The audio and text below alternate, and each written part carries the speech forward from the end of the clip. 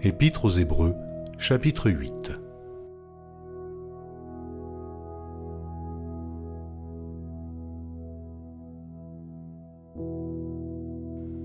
Le point capital de ce qui vient d'être dit, c'est que nous avons un tel souverain sacrificateur qui s'est assis à la droite du trône de la majesté divine dans les cieux comme ministre du sanctuaire et du véritable tabernacle, qui a été dressé par le Seigneur et non par un homme.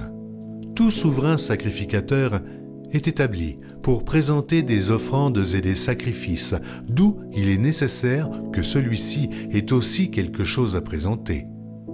S'il était sur la terre, il ne serait pas même sacrificateur, puisque là sont ceux qui présentent des offrandes selon la loi, lesquels célèbrent un culte, image et ombre des choses célestes, selon que Moïse en fut divinement averti lorsqu'il allait construire le tabernacle.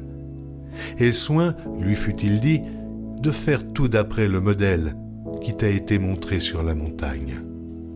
Mais maintenant, il a obtenu un ministère d'autant supérieur qu'il est le médiateur d'une alliance plus excellente qui a été établie sur de meilleures promesses. En effet, si la première alliance avait été sans défaut, il n'aurait pas été question de la remplacer par une seconde.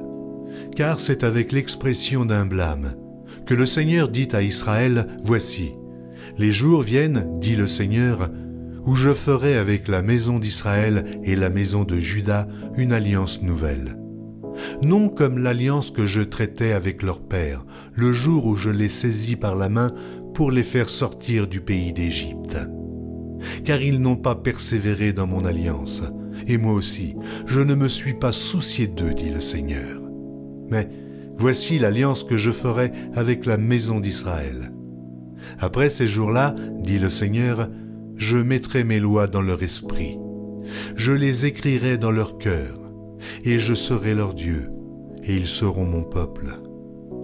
Aucun n'enseignera plus son concitoyen, ni aucun son frère, en disant « Connais le Seigneur », car tous me connaîtront, depuis le plus petit jusqu'au plus grand d'entre eux, parce que je pardonnerai leurs iniquités, et que je ne me souviendrai plus de leurs péchés.